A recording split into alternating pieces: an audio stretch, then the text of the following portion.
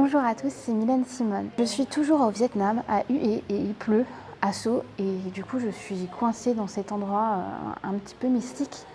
Et je vais en profiter pour vous lire un texte.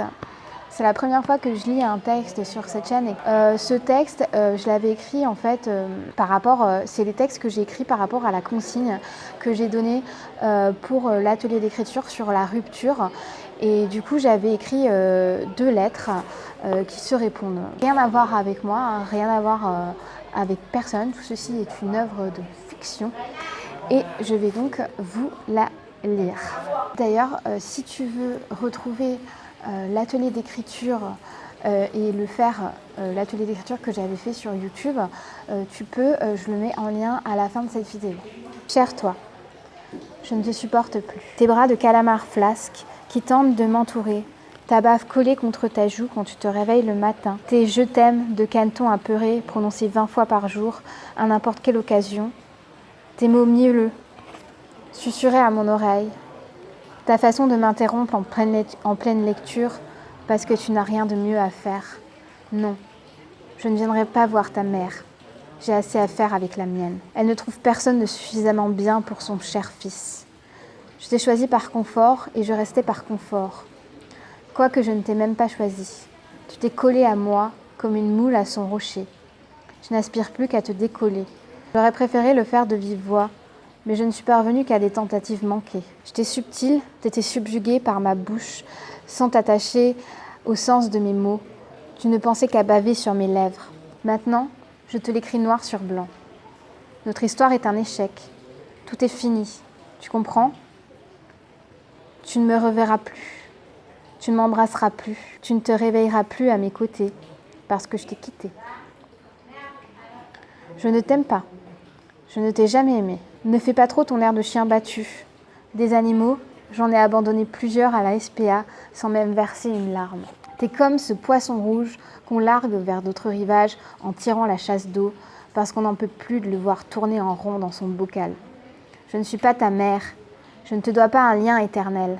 Je ne te dois rien. J'espère que tu comprendras un jour tout ce que je t'ai expliqué vainement pendant ces quelques mois. Prends soin de toi.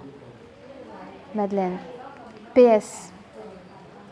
Inutile de venir chercher tes affaires, j'ai tout donné à un sans-abri, par bonté d'âme et de cœur.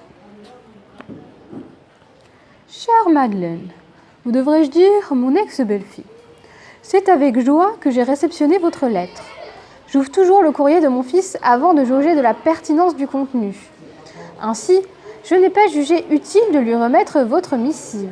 Je lui ai fait comprendre ce que vous n'avez pas réussi à faire de vive voix. Il vous a fallu vous cacher derrière ce papier recyclé que vous affectionnez tant par lâcheté.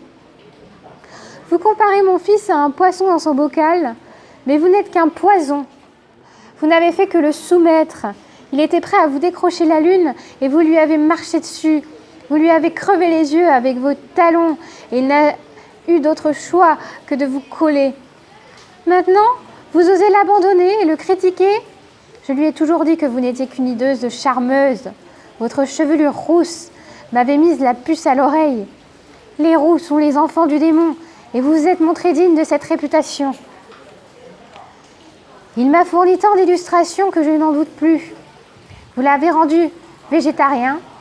Avec votre régime alimentaire à la mode, vous avez réussi à le persuader qu'il n'aimait pas vraiment la viande et qu'il resterait en bonne santé sans en manger.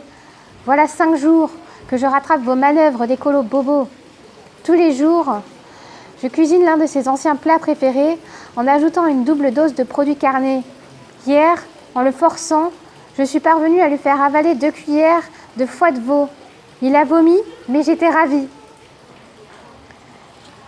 Il se prend pour un artiste.